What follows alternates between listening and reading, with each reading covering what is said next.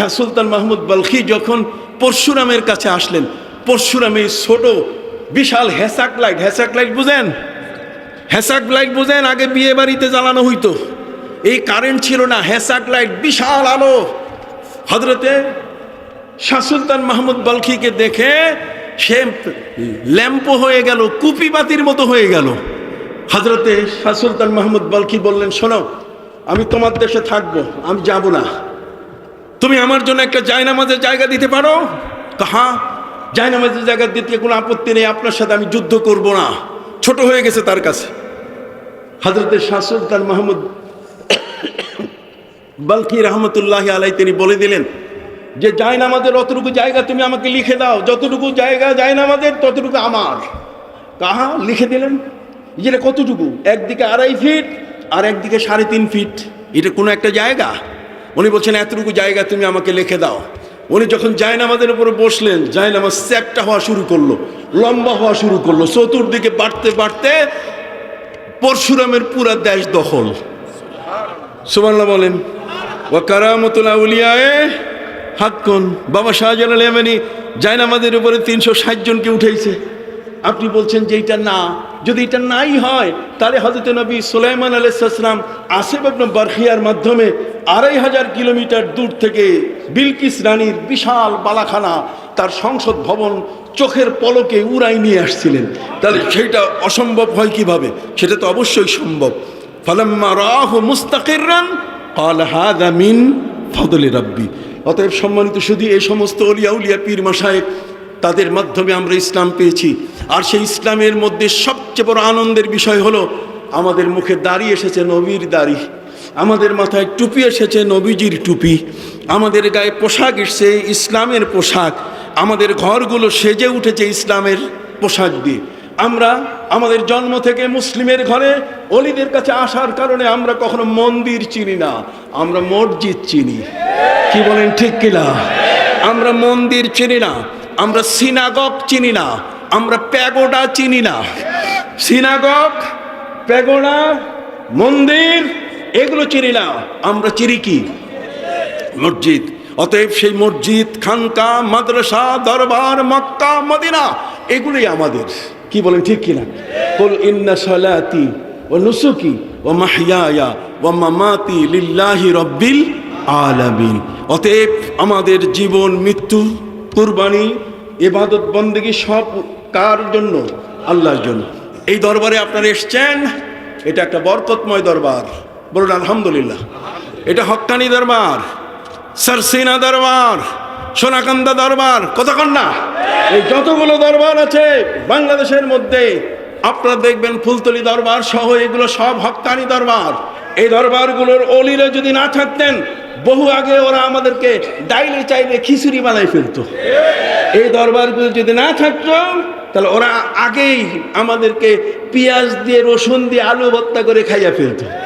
কতক্ষণ না আমাদের মাথায় টুপি থাকতো না, আমাদের মুখে দাড়ি থাকতো না, ইসলামের পোশাক থাকতো না। আমি দোয়া নেওয়ার জন্য এসেছি, অতএব পীর সাহেবের কাছে আমি দোয়া চাই, ওলামায়ে কিরাম এখানে আছেন তাদের কাছে দোয়া চাই। আমি এতটুকু বলতে চাই, এই দরবারে আপনারা আসবেন কিনা বারবার? আজকে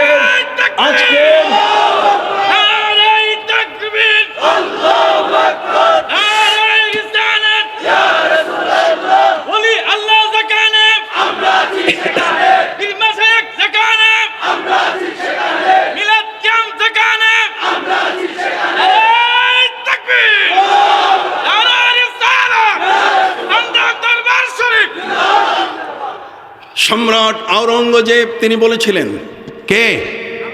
সম্রাট আওরঙ্গজেব, যিনি টুপি সেলাই করে জীবিকা নির্বাহ করতেন। সম্রাট আওরঙ্গজেব তিনি বলেছিলেন যে গোটা ভারতবর্ষ একটা কবর চালাচ্ছে, একটা কবর চালাচ্ছে। তার মানে তিনি বলতে চেয়েছেন যে খাজা মঈনুদ্দিন চিশতি আজমিরি রহমতুল্লাহ আলাইহির ইশারায় চলছে। সুবহানাল্লাহ বলেন। এই জমিন অলিদের জমিন, আউলিয়া ইকরামের শুভাগমন হয়েছে, আজান এসছে তাদের কণ্ঠে, কতক্ষণ না ইসলাম, দাড়ি, টুপি এসছে তাদের পোশাকে, তাদের দেহের সেই নবীজির আখলাক চরিত্র বহন করে তারা এসছেন। অতএব নতুন করে দেশে ইসলাম প্রচার করলে ওই ইসলাম আমরা মানব না। আমাদের ইসলামের দাড়ি আছে, আমাদের ইসলামের কি আছে? দাড়ি আছে। আমাদের ইসলামের মাথার টুপি আছে, আমাদের ইসলামের মধ্যে নেসপোশাক আছে, আমাদের ইসলামে বোরকা আছে, আমাদের ইসলামে মহিলাদেরকে রাস্তায় নামিয়ে চেঁচামেচি করার ইসলাম নাই। কতক্ষণ না? আমাদের ইসলাম হচ্ছে সম্পূর্ণ মদিনা মুনাওয়ারার ইসলাম, যা বাগদাদ হয়ে আমাদের কাছে আসছে। কোত্থেকে আসছে? বাগদাদ হয়ে। এ কারণে আমরা শুরুতেই পড়েছি বাগদাদি কায়দা, কায়দায়ে বাগদাদি। অতএব আল্লাহর ওলিদের মাধ্যমে বাগদাদ হয়ে এই বাংলার জমিনে আল্লাহর ওলিরা এখানে এসছেন। অতএব ফুরফুরা, সরসিনা, ফান্দাও, ফুলতলি সহ আউলিয়া ইকরামের এই দরবারগুলো কিয়ামত পর্যন্ত বেঁচে থাকবে। এগুলোকে আল্লাহ নিজেই হেফাজত করবেন। আপনারা প্রতিটি বছর এক একজন 10 জন করে নিয়ে আসবেন, আপনাদের ছেলেদের সন্তানদের পথ দেখাবেন, নাহলে ওরা হারিয়ে যাবে। ওরা গোগল হুজুরের কাছে নিজেকে বিক্রি করে ফেলবে। অতএব গোগল আমাদের হুজুর নয়, গোগল আমাদের পথ প্রদর্শক নয়, গোগল আমাদের রাহবার নয়। আল্লাহর ওলিরা হলেন আমাদের কি? রাহবার। ওয়া আন্না হাযা সিরাতি মুস্তাকিমা। এটা হলো আল্লাহ বলছেন সোজা পথ। খবর ফাত্তাবিউ, এই পথে চলবে। ওয়ালা তাত্তাবিউ সুবুলা, অনেক রাস্তা, সব রাস্তায় হাঁটবে না। কথা বুঝে গেছে? সেখানে টাকা আছে, লোভ আছে, সেখানে প্রসাদ আছে, মিষ্টি আছে, বহু কিছু আছে। খবরদার সেগুলো হাঁটবে না। ফাতাফাররাকা বিকুম আন সাবিলি, তুমি ছিটকে পড়ে যাবে, তোমার ইসলাম তোমার কাছে থাকবে না। ওয়া মান ইউশাকিকির রাসূল মিন বাদি মা তাবায়্যানা লাহুল হুদা, যারা নবীর সাথে শত্রু করে হেদায়েত আসার পরে, ওয়া ইয়াত্তাবি গায়রা সাবিলিল মুমিনিন, আর ইমানদার ব্যক্তি ছাড়া যারা ইমান বিদ্বেষী তাদের ইসলাম যারা প্রচার করবে, আল্লাহ বলছেন নুআল্লিহি মা তাওয়াল্লা, যেখান থেকে আসছে সেখানেই ফিরাই দেব। ওয়া নুসলিহি জাহান্নাম, এবং জাহান্নামের মধ্যে ঢুকাই দেব। ওয়া সাআত মাসিরা, আর কতই না নিকৃষ্ট তাদের সেই ঠিকানা। অতএব আসুন আমরা আজকের এই দরবারে আমরা বায়াত নেব।